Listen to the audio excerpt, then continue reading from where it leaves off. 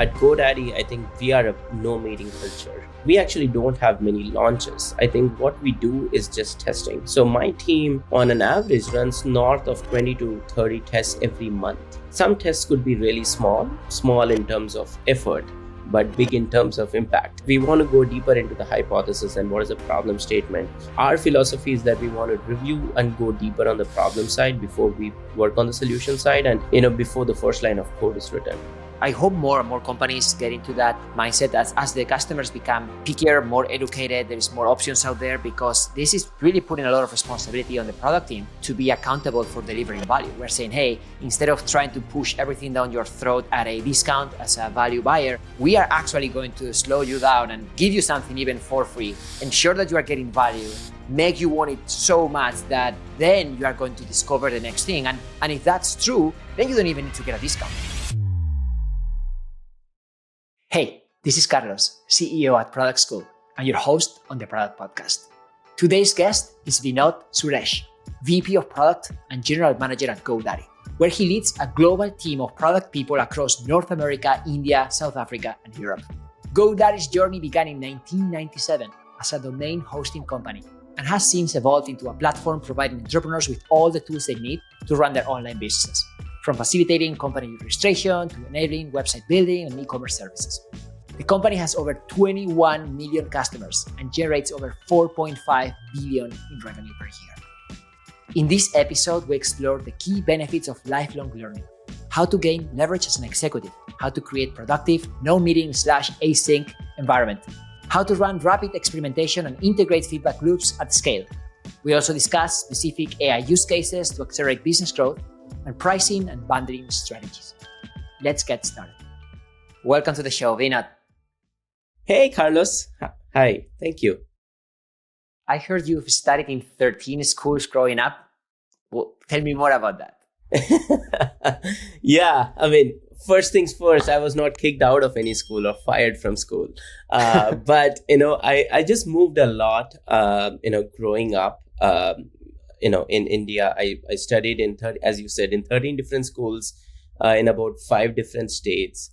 And actually, it was painful going through all that change. But on the hindsight, it actually shaped my behavior. I'm actually very grateful that happened so early in my life stage.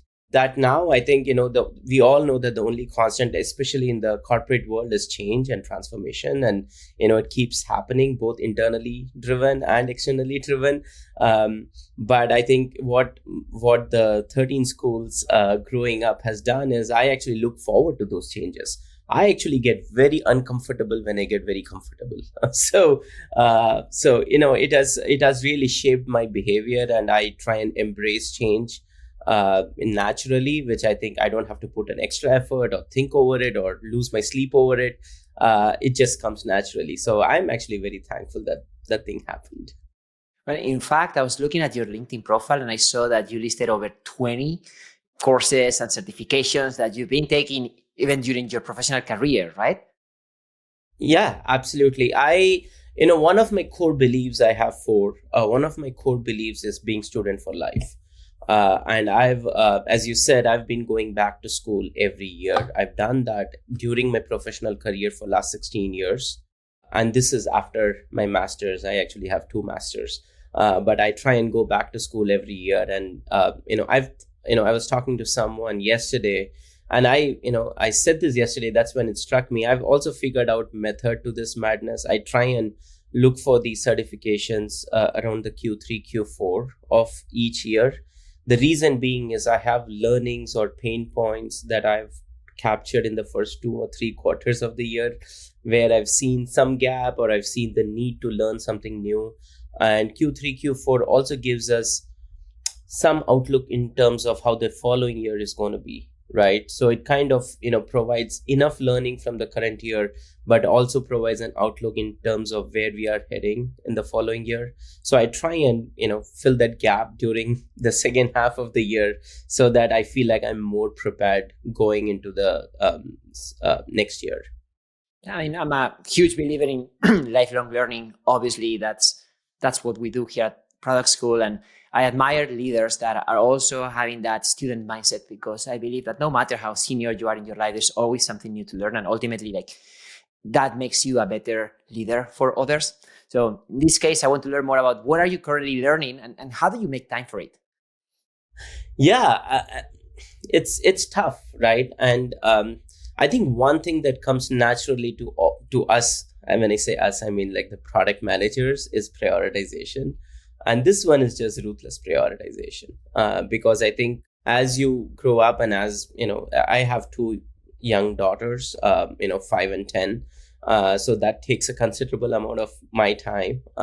Personally, I'm also affiliated with a few nonprofits. I also have obviously the work part of it, which kind of takes considerable time. But it essentially comes down to prioritization, and which is why I like this method to the madness that I just spoke about, like trying to time it, and carving out time ahead of time for this. It just makes it more natural, and that it's happening. It's not like you're not taken by surprise. I also have to I plan my vacations ahead of time. I try and time it in a way where all the must do's are done. I try and look for. I think there are two things that goes into the course selection. Number one is essentially what I said, which is like, hey, what is the area that I want to go? And I generally go with 2 or 3 areas that I want to go into.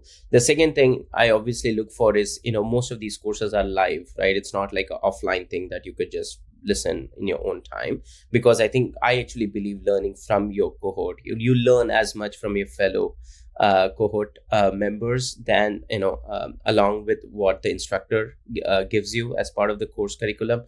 So I think that live interaction is very important for me personally, and it also helps with networking, connecting with people from different walks of life and all of that. So from that standpoint, I think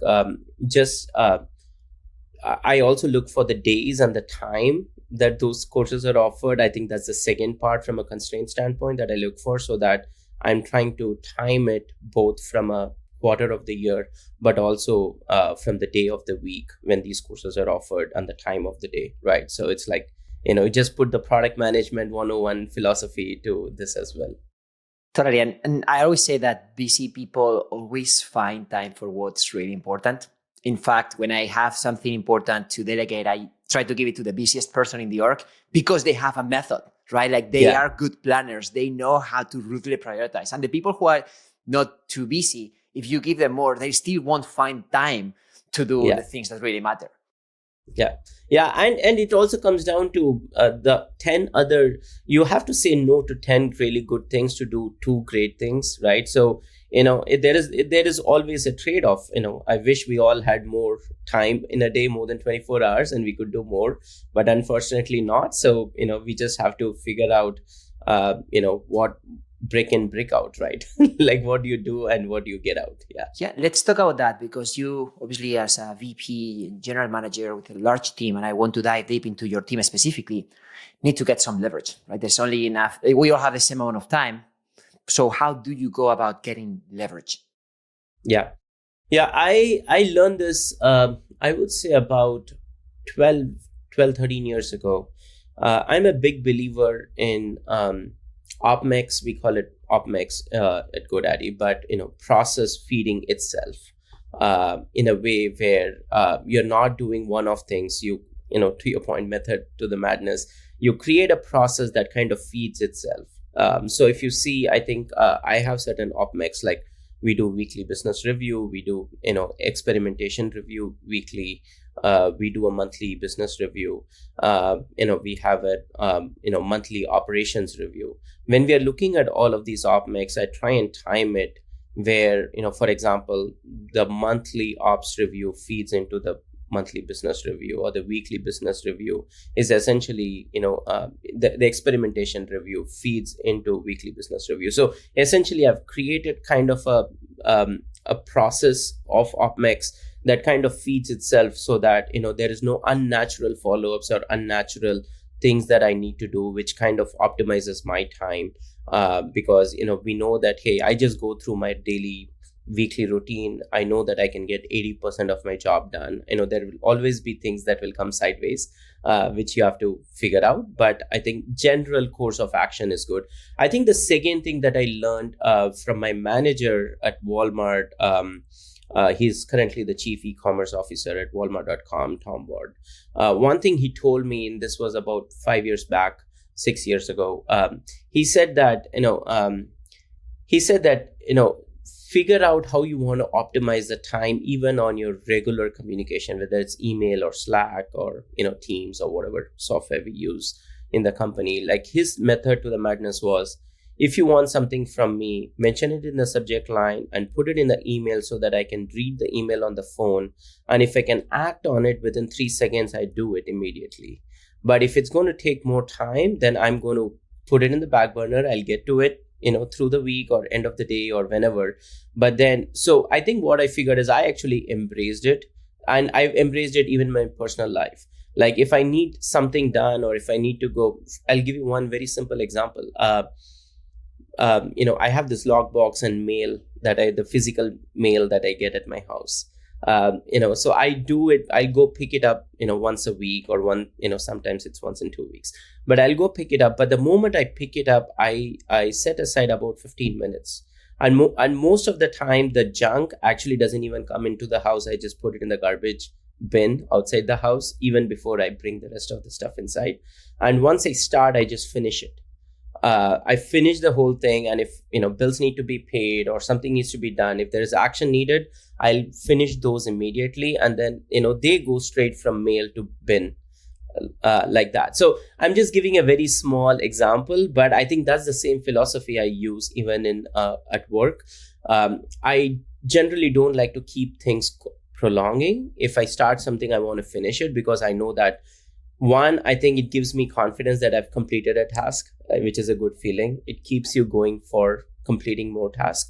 And two, that you don't have to come back to it. So there's always more work coming, but you're constantly prioritizing and knocking things off. So long-winded answer, but I think that's kind of defined how I behave, I guess. And I love that, because I think time management is a key skill for anyone that is in a people management position, especially at your level. And really, that sometimes simple is better. And some of the things that work at work can work in personal life, and vice versa.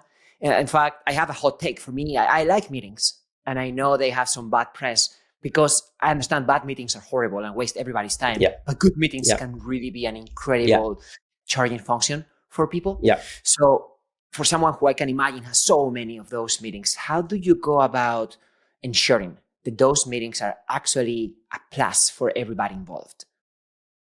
Yeah, in fact, at GoDaddy, I think we are a no meeting culture. So I think the 3 meetings or the 4 meetings I said are the only meetings I have on a regular basis. In fact, we also have, doesn't work every week, but we also have like a no meeting Friday, no meeting Wednesday. We end up having some meetings, at least at leadership level, but rest of the folks, we try and clear it up for them. But we have very minimal meetings. It's a very written down culture. So we write down docs, we comment on docs, we respond on docs. It's a super Slack culture. We are all power users of Slack, which actually was one of the change management that I had to personally adapt coming in from Walmart to GoDaddy, because Walmart is a very PowerPoint presentation and meeting heavy culture, and GoDaddy is right opposite to that. So I think I went through the change management myself. But to your point, we that is one thing that we are very prudent on.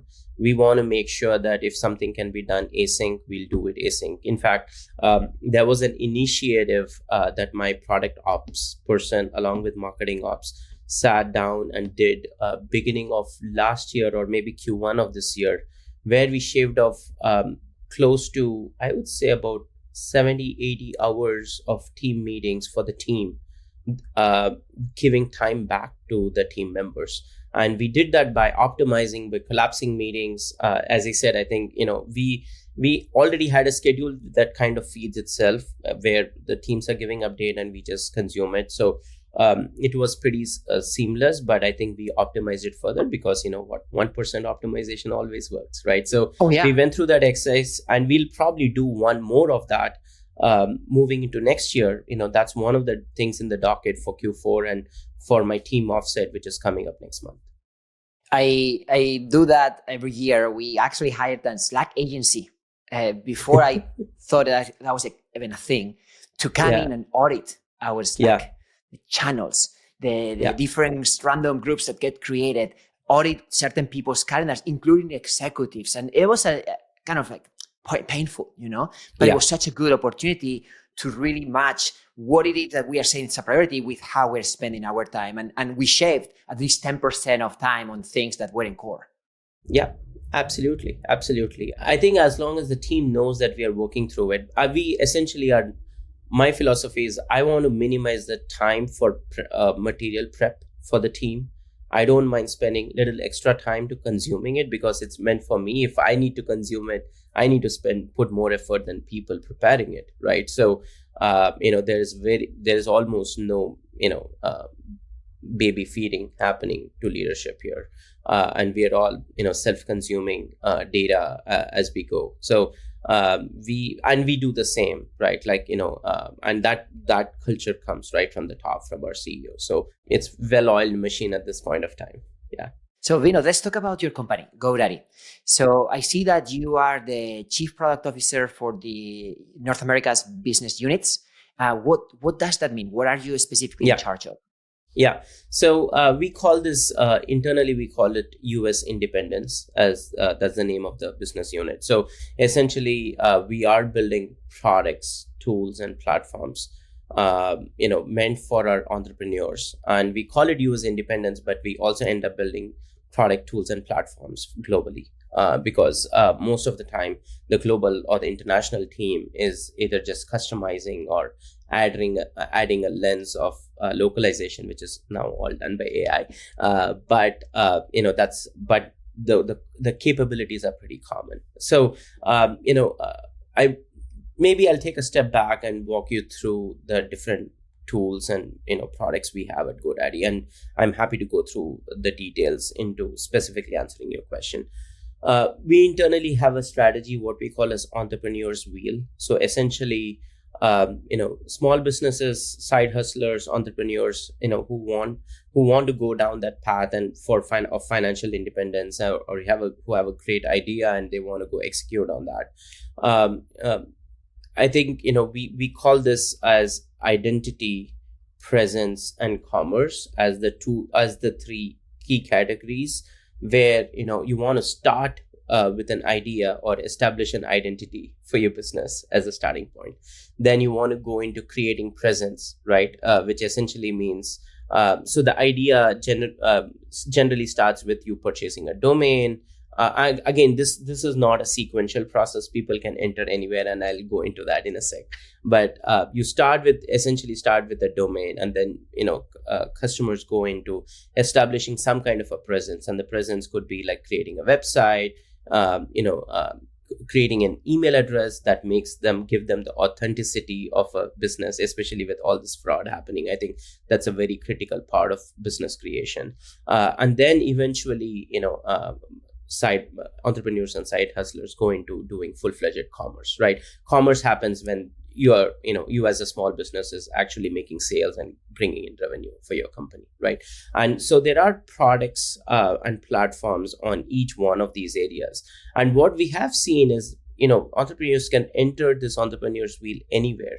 For example, I think with social media, historically people generally started with domain and then it was a sequential process, many years ago.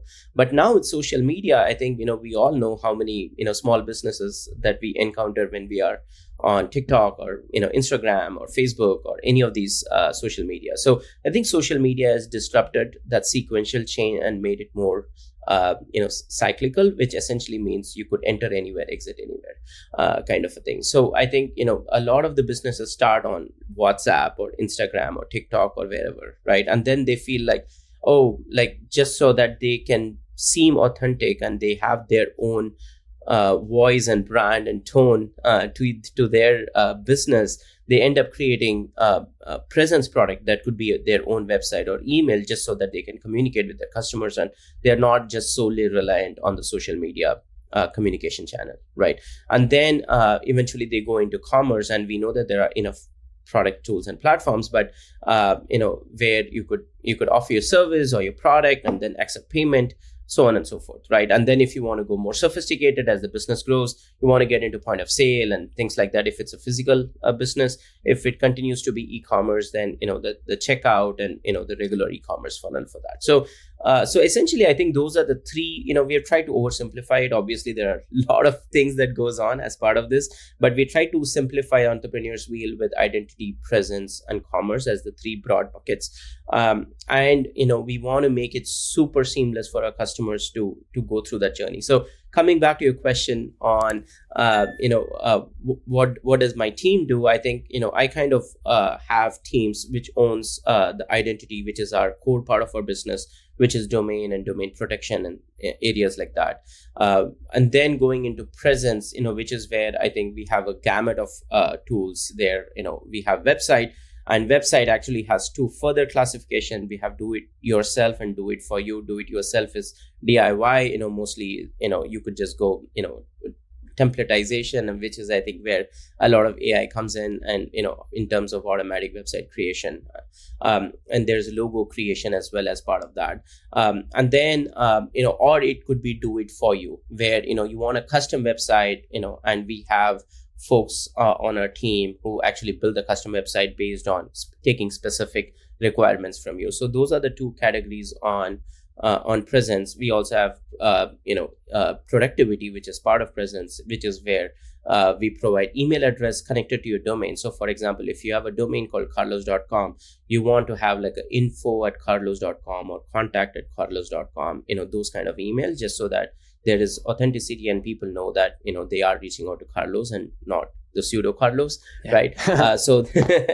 we have the email platform. We also have marketing services, right, which essentially is SEO optimization, connecting to your social media, automatic campaign management, email platform, so on and so forth. I think marketing is a pretty wide set of offerings.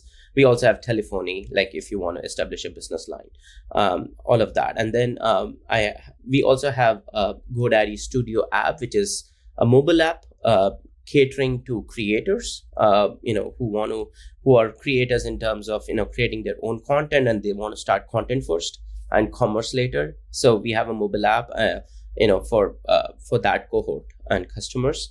And then we also have certain commerce products moving into the commerce bucket, which is online appointment and online store. Online appointment is, imagine you are like a yoga instructor or a consultant, or a gardener, a plumber, whoever, right? And then you want to just create, you want your customers to go create appointments, and you want to make that experience super seamless. So that and the nice part is, as at the end of the appointment, you could, if you're doing a virtual yoga or a virtual consulting, you could insert our pay links as part of that, which essentially means you just get paid either before or after the session, right? Mm-hmm. And then the online store is the whole e-commerce bucket, right, where it goes from product creation, catalog management to checkout, all of that. It's pretty impressive for a company that started in the last century, literally, as a domain hosting provider to now have a full-on platform that does end-to-end for anybody that wants to run a business, basically. Absolutely. And I think our charter is that we want to go create the GoDaddy ecosystem and make it really seamless for our customers. As you said earlier, I think the second part of my job at GoDaddy is also running subscriptions and bundling, as we call it internally. We have three very clear strategies that we laid out for subscription and bundling about 2 years back. And we said three things. Number one, we want to increase value to our domains, which is exactly what you mentioned, right? We want to make that our domain not just a standalone product, but we want to make that super, we want to generate consumer surplus and make it super valuable for our customers. The second strategy around bundling is that we want to make discoverability of our products super seamless, because I think, as you said, many customers still think of GoDaddy, as a domain company, but then eventually, we do provide the whole gamut of things, end to end, what you would need for a small business. So, discoverability of product from a product standpoint is super critical for us, so that customers see that, and we want to build that ecosystem out. And then the third thing is what we call as connected experience, which essentially means we want to connect all of these products and services with each other where it contextually makes sense, and super hyper personalized, so that customers can move as they are graduating, and as their business is growing, they can kind of naturally discover and engage with these products as they feel fit, deem fit. So and that is exactly what we have been doing. So to your point, yes, I think we do have this problem statement, and we are gradually knocking those barriers out from a business standpoint by going into driving discoverability and connected experience for customers who are primarily starting as purchasing a domain with us. So from a product org standpoint, as you try to cover so much ground with the different products that you have, like, how do you structure your team? Yeah, it's a great question. I would say I have like 5 directs, so I try and keep the team very lean, because I want to structure the team not based on the number of products we have. I want to structure the team based on what is the impact we are bringing in, right? What does that mean? What it means is, hey, we want to structure the team or staff the team based on how many customers are those products serving, right? Not, we don't want to add product managers just because we built a new product, right? We want to add product managers where, we have enough customers aggregated or enough customers using those products, right? And we want to bring in staffing based on the outcome, rather than the output. If you mean what I say. So Vinod, is it that some of your directs have more than one product? Yeah, absolutely. In fact, some of my directs also, and we always, I'm a big proponent of rotation, and many of my team members rotate across products. But as very senior leaders on my leadership team rotate into products, they in fact even play the player coach role, right? Where they are managing a team of product managers, but they are also, in sometimes at some moments playing the player role, or as directly running something for the interim basis, just so that they get a complete. They are able to go to the depth of the product and are able to appreciate those products, especially as they rotate into new product areas, right? Because I think as product managers, dog fooding is super critical, even up to the senior product leaders, and understanding the product inside out is super critical for you. So how big is the total product org that you lead? My total product team is roughly around 40 plus. Okay, and what are the functions within product? Yeah, great question. So we have, as I said, I think I have a product leader owning identity products as an area. So it's a suite of products that goes into identity, but as you can imagine, domain is the largest part of that, right? And then we have domain protection and few other products that goes into identity. I do have a senior product leader managing presence overall. So presence is a much bigger bucket, because we have website and email. Both of those have millions of users, right? So it is a pretty sizable area. And then I have a senior product leader managing customer activation and return customer experience, right? So those are, as we call it, venture home, my products, like, essentially the hubs from where, different product activation happens. So they kind of sit at the center of the entrepreneur's wheel, because, they are product agnostic, and their job is to essentially, the whole team's job is to essentially make sure that we are surfacing the right product to the right customer at the right time. And, being product agnostic and being super customer centric helps us do that really well. I also have a senior leader, product leader managing studio and, that area, because that's a very niche area. But I, and that team is based offshore in India, but that complete team runs out of India. So I think having a senior leader there, just because it's kind of remote, makes more sense as well. Um, and then I have a leader for product operations.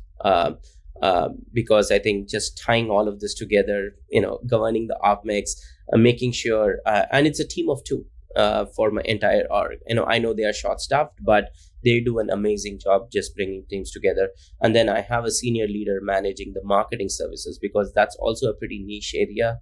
It is part of the larger presence org, if you will, but marketing also, as standalone marketing services products, also integrates really well with our commerce products. So there's kind of that expansion of that. Yeah. I think that makes a lot of sense. I've seen more and more product orgs that are taking over parts of marketing, especially if product is involved in pricing, subscription, bundling, and things that impact business directly, and they have to make some optimizations on the product constantly. Yeah, just one clarification. I think when I say marketing, I mean marketing services are products which are like to your SEO customers. optimization. Yes, Got it. exactly. Yeah. But you're right. I think to your earlier point in terms of the product managers and the product team works very closely with what we call as growth team, right? Like go to market managers, product marketing managers, and corporate marketing functions. Just because I think our job is to create amazing product, seamless experience, and delighting the customers, which eventually creates consumer surplus, right? And pricing is a function of consumer surplus and willingness to pay for that. So it is all pretty intertwined. And having organizations, our structuring organization which don't talk to each other on some of these very critical part ends up creating teams end up optimizing for local maxima a lot instead of global maxima, and that creates a lot of dysfunction, right, from a customer standpoint. Hey, thank you for clarifying my point, because that was exactly where I was going. Traditionally, there's a lot of orgs that had a very structured marketing team that was in charge of pushing traffic to a website, and then there was a product team in charge of converting some of that, or pushing some of those appointments to a sales team. And I've seen the evolution of product management into product as a bigger umbrella that is capturing parts of marketing specifically related to growth, obviously product management, but also some additional connections into sales led or other parts of the organization, including customer support. Yeah. And you bring up a very important point. I think customer support, we call it care organization within GoDaddy, is super critical for us, because I think our care, I would say, is best not just in our vertical, but it's probably one of the best in the industry out there. We actually look at our care team as a competitive advantage from a company standpoint, because we have an amazing care experience that we provide to our customers, and it kind of helps tie all of these different product capabilities together, and that's a very critical channel where there is a real time customer interaction happening, right? So we actually have a number of we have our care partners join many of our OpMix because to do two specific things. One is that we essentially want to take our learnings and the experiments, which at some point I would love to talk about our experimentation culture at GoDaddy. But we want to take all of our insights and learnings from the digital side and feed to the care team, because it's the same customers who are interacting both with us on digital and care. And we want to do the opposite, and we want to get the feedback loop of what are we learning on the care side and feed it into our digital side as well, because I think that's a essential part of customer feedback. I think the second important part connecting with the care team is essentially making sure that we are also having a feedback loop of product feedback, specific product areas, where customers either are seeing some certain part of our product not working or friction, although we are bringing down and knocking out a lot of those friction points. But I think we want to make sure that becomes part of our intake for our roadmap, right? So that we can take that qualitative feedback and then work on product improvements that ties back to that. Yeah. I want to go deeper there. Tell me more about that experimentation culture and how are you running so many different tests at the same time? Yeah. I think our product launches, we actually don't have many launches. I think what we do is just testing. So my team on an average runs north of 20 to 30 tests every month. Some tests could be really small, like, in small in terms of effort, but big in terms of impact.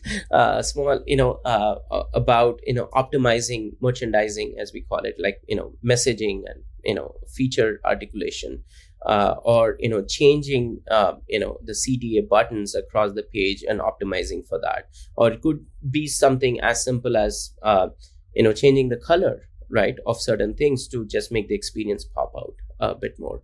So to launching or introducing a brand new product, and all of these goes through our experimentation opmec, in a way where we are the teams are constantly running experiments, and we have an internal platform, what we call as HiveMind, and we look at p-value numbers on a weekly basis. We look at statsig, and we are very, very disciplined on looking at, even before the experiment goes into technology for the engineers to build out the test. I think we review the experimentation slide end to end in terms of what the experience is, and sometimes experience is not just fully laid out. I think it's fine. I think it's a high level design, which is okay, but we want to go deeper into the hypothesis and what is the problem statement. Our philosophy is that we want to review and go deeper on the problem side before we work on the solution side, and before the first line of code is written. So when you say we, Vinod, how involved are you? Like, how do you go about picking those tests, picking the right hypothesis, and then putting them through the machine? Yeah. So remember, I mentioned in our weekly opmex we have something called as experimentation forum. This is exactly that. Okay. I don't need to be, or I don't need to review every single experiment, but I would say in that weekly forum we review almost north of 80% of the tests that are launching, if not all, because sometimes we run out of time. As I said, I think we are low to no meeting culture, so we don't so we have now introduced read only experiment reviews. So I try and cover, I won't say always 100%, but at least 80 to 90% of experiments that go out are reviewed. For the problem statement, hypothesis, decision metric, guardrail metrics, and high level design, I think we want to make sure at least that gets reviewed. And what is that feedback loop that you were referring to before? Like, once you, let's say, find some opportunity, something is working, how do you go about bringing it to the product? Yeah. So I think it just feeds into the hypothesis. It's the exact same thing, right? Like, if there are areas which are big, and so I would maybe categorize them into two things. One is incremental. If you have just launched something new, and if the test is still baking, the product managers are relentlessly looking at learnings, and we also have full story where we track what customers are actually doing, where they're falling off, especially for these critical tests. So I think that goes, the product managers are going a little more deeper, understanding the end-to-end flow while the experiment is still running, or even after the fact. So I think that one happens organically. So we kind of capture most of those digitally. But to your question on specific inputs that we get from care, or from other forms of feedback that we hear back from our customers, what we have done is we did this pretty successfully this year. We internally are earmarking Q2 and a big part of Q2 as what we call as quality quarter, essentially where we are going and looking at experience fixes, tech debt reduction, and experience gaps, right? Essentially, so we did prioritize about 6 to 7 weeks of Q2 to just go fill that gap, because sometimes what happens is, while in the process of moving so fast, we accrue a lot of tech debt, and we don't realize how that's going to be an anchor for the future. And if you don't quickly fill it up, it doesn't need to be filled up immediately, but if you don't fill it up in a reasonable time, it becomes an anchor for you to move forward, right? So we want to make sure that we are constantly looking at that. So we are moving into a model where we want to look at Q2 on an ongoing basis and say, hey, how do we programmatically build out the roadmap for a quality quarter, and proactively prioritize and get through a lot of these experience gaps and tech debt gaps. Yeah, that's a good point, because as you look at your roadmap and have certain bets that you can place, like how do you allocate those bets in the bucket of tech debt versus incremental improvements versus moonshots, 0 to 1 products? So it's funny you ask that question, because GoDaddy Aero, that we have been talking a lot about in the market recently, started off as one of those bets last year, almost this time. And we said, hey, you know what we are going to do is, we called it internally as Surge. And we said, we are going to, with the advent of Gen AI, we are going to reimagine all our products and the experiences from that lens. And we are going to self-disrupt ourselves, right? And if it works out, it works out. If it doesn't work out, we'll still learn out of it, right? And we rather fail fast than not try. So so we time boxed it, and we said, and we were ruthless in prioritization. We had to say no or put a lot of our existing roadmaps on pause. And then we said, we are going to go do the surge, and we carved out a sizable team, who basically said, okay, this is what we are going to do. This is the problem statement. As I said, it's a written down culture. So we wrote down a document, a 1-pager, a 4-pager to say, this is what we are going to do. And then we went down, looked at it from a effort and LOE standpoint, and we said, okay, how are we going to scope it? Because obviously it's a huge area. We cannot do everything in 4 to 6 weeks. So let's pick up a small proof point that we could quickly validate. And we actually use this framework for product management internally. We call it validate, iterate, and scale. We want to run a lot of quick validation exercise, which essentially are tests that, as I said, I think would just be merchandising tests or changing messaging, getting quick validation. And once we have customer validation, then we iterate on the experience and make it better and better.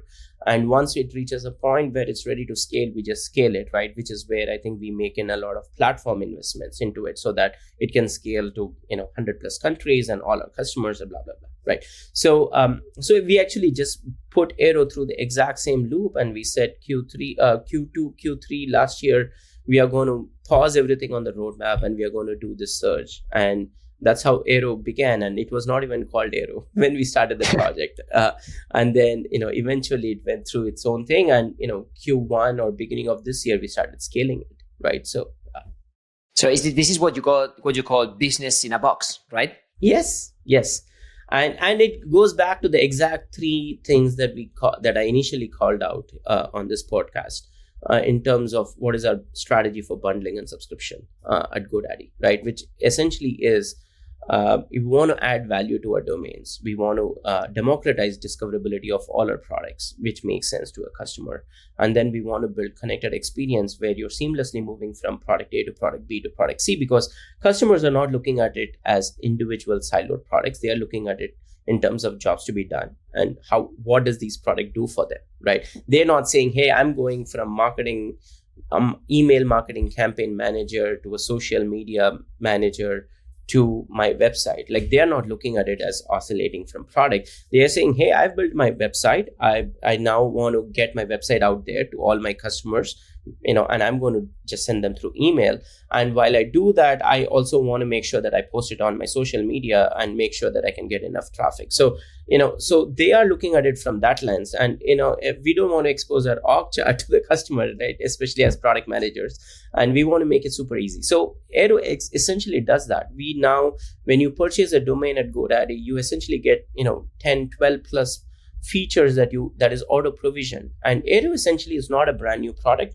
It is just we have just reimagined all our existing products with with the seamless experience and almost no friction or one-click experience for all of those within Aero, using Gen AI engine as the backend, right? So so when you purchase a domain, you get a logo automatically created, you get a website created, you get a pay link which is pre-provisioned, you get an email which is automatically provisioned for you, and we have your social media, your first social media post is already ready, and your calendar is already baked up. You can go make couple clicks and get your LLC registered. So there's like a bunch of things that we provide, which is essentially augmenting the value of a domain, and we are disrupting the whole domain marketplace in that way.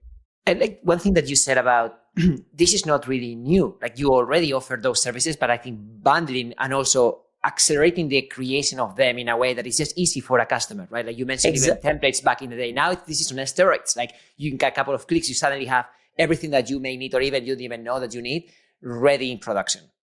Exactly.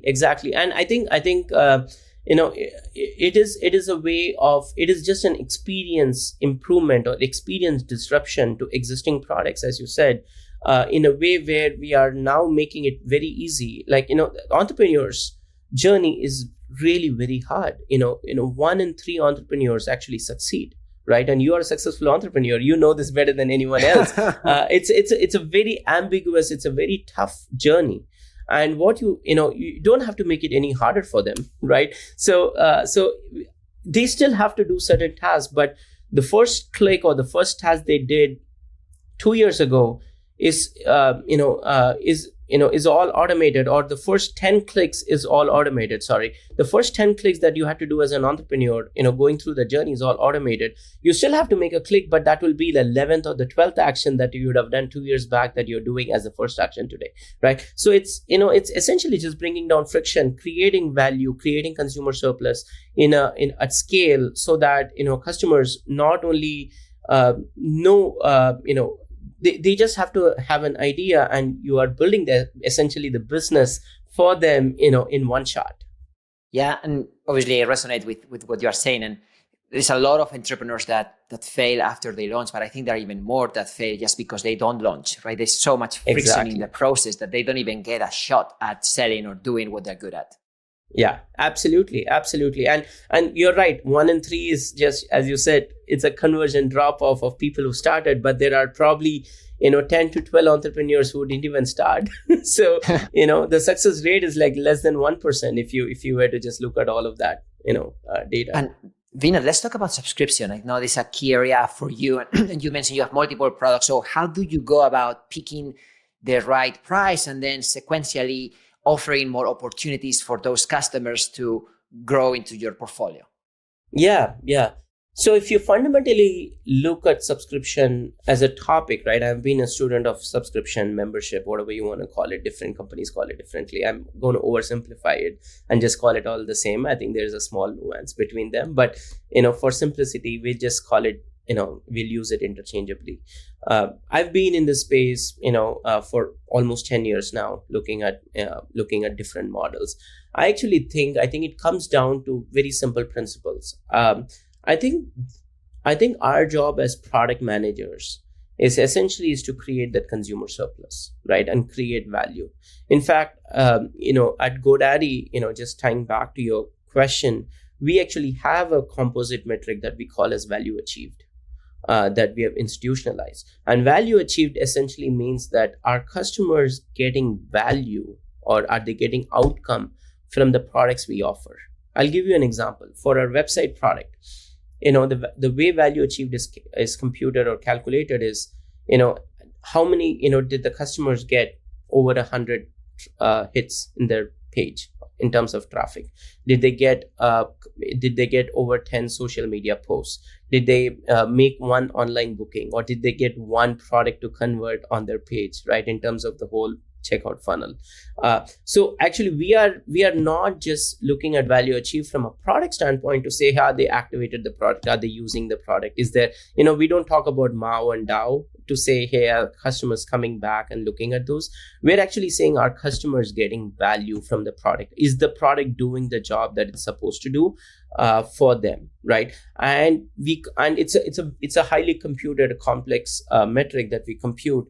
And And actually, as I say it with Aero, our own definition is getting disrupted, right? Because the way traffic and the way activation and the way the tasks were computed is we are automating 80% of it. So the customer doesn't have to take those actions now, right? So now we are reimagining and, going back and recalibrating some of these value achieved, the drivers to this metric as we speak. But, going back to the Uber point, that we are looking at value achieved for pretty much all of our products, right? From domain to website to email to commerce, all of these products, and then we are saying our customers getting value. And I think our job as product managers is to make sure that the customer is not just making sure that the product works. So it's, the experience is good. It's, there are no bugs and platform availability, blah, blah, blah. All of that is an output that drives an outcome, and the outcome is a customer value outcome, right? And so we have institutionalized that, and we said how many of our customers, we actually have this metric, and we look at it in our WBR and in our MBR, and we say how many of our customers are hitting value achieved, and in terms of the total base, and we look at that metric in terms of, and to be honest, the way that metric is computed, it is really hard to grow that number, because your denominator is growing, right? Sometimes just staying on the same number is growth, because the number of customers engaging with your product is going up. You cannot grow that metric higher because the denominator is exponentially increasing. So staying on course, it's like almost like running on treadmill. You're not moving forward, but you have to run super hard to just stay where you are. Yeah. Also, if the customer is getting more product, you are supposed to have a higher bar for the amount of value that they are going to receive. Correct. Exactly. And this metric is specifically called 2+ customers with value achieved. So the total number of customers who have 2+ products, are they hitting value achieved, right? So that's the exact metric.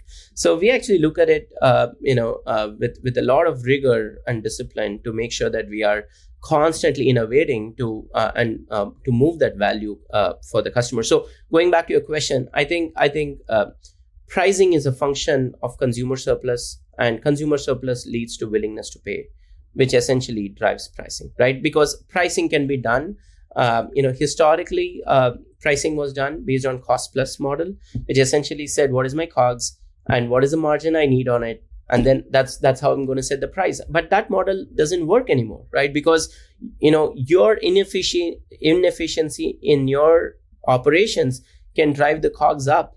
And just because you are inefficient doesn't mean the customer has to pay for it, right? The customer has to pay based on perceived value, right? That is the more accurate pricing model.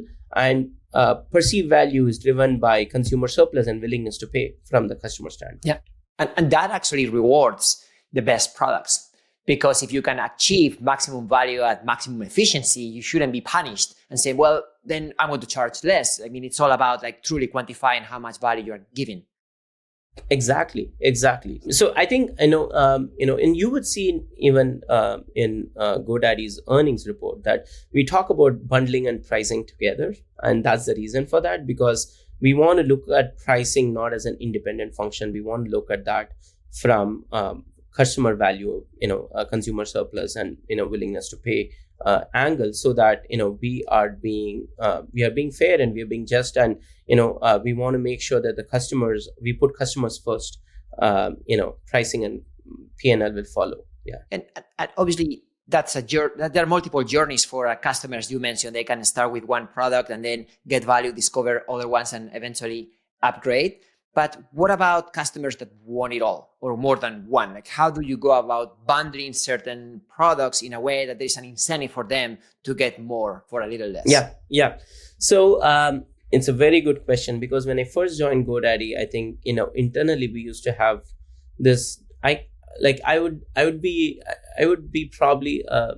earned $1 million more if I counted how many times I had this discussion, after joining. So I think there was an internal debate about, between soft bundle and hard bundle, as we call it. Hard bundle essentially is that, right? Like you are pre-purchasing multiple products and you're paying for it ahead of time, right? Like I think the Disney bundle, or the Walmart Plus bundle that I worked at before, Costco membership, all of these are hard bundles. Essentially, it's just one product, or could be any of the SKU, could be multiple products too, but you're pre-purchasing a hard bundle which comes with all of these things, right? And we do have hard bundles at GoDaddy. But I think what we have seen is most of our customers, especially the customers who are starting with domain, they at that point of time only have an idea. And what we know is that the customers just want to go secure their idea at that point of time. And they may or may not be ready to go through the whole journey or willing to be paying for future at that point of time, because they are very unsure of how this journey is going to be for them, right? They just have an idea and they say, what, I'm going to go secure my idea today. I'm going to start thinking over it. I need to go figure out my life and my priorities in terms of how soon and how fast I want to go through this journey, right? So it starts with a very small, like a light bulb going on, and then they going purchasing the domain. So our learning, especially from a bundling at GoDaddy standpoint, has been that there are customers like what you say, like who have already who already probably have established business on social media or elsewhere. They already know what they have, what they want. They've already done business planning. They have a plan on a page. They have done all of that, and they know how much they want to pay and what products they need. Great, we do have hard bundles for them available. But majority of our customers just purchase a domain, and then they want to gradually figure out what all they need to do, how they want to do, and then how much are they willing to pay for each one of this, which is, I think, where Aero kicks in, because I think we are not forcing them to pay $100 for 50 things that we offer.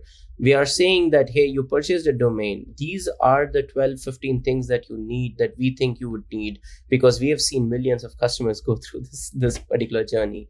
And we are going to just give it to you. We're going to make discoverability super easy, and we're going to pre-provision it and auto-activate it for you. And as we go into each one, if you want to go further and if you want something better, or you want to go, upgrade, we do have those individual product level upgrades that is made available from our monetization. So I think to your point, we do have hard bundles and soft bundle, but Aero is more of a soft bundle, which essentially says that, hey, if we are giving you the basic or the 101 on each one of this, if you want to double click and go deeper on any of this, you can. I'll give you one example. On logo, right? The first logo that we're generating is free for you. But then, if you want to go deeper and if you want to use more, if you want to go premium on logo, we do have, we do have premium logos that you could pay for, right? You could pay for it and, get a more premium logo. Similarly for website, right? We provide you a basic website, but if you want to go deeper and if you want to customize the website and if you want to create something which is super curated and super customized and personalized, yeah, you could go do that and you can pay for it. So, we always want to lead with value first and then pay later, right? Rather than saying, hey, you have to pay ahead of time on these 15 things which you're not sure you're going to use or not, which you're not sure you're going to need or not, right? So yeah. I commend you for that. And I hope more and more companies get into that mindset as the customers become pickier, more educated, there is more options out there, because this is really putting a lot of responsibility on the product team to be accountable for delivering value. We're saying, hey, instead of trying to push everything down your throat at a discount as a value buyer, we are actually going to slow you down and give you something even for free, ensure that you are getting value, make you want it so much that then you are going to discover the next thing. And if that's true, then you don't even need to get a discount.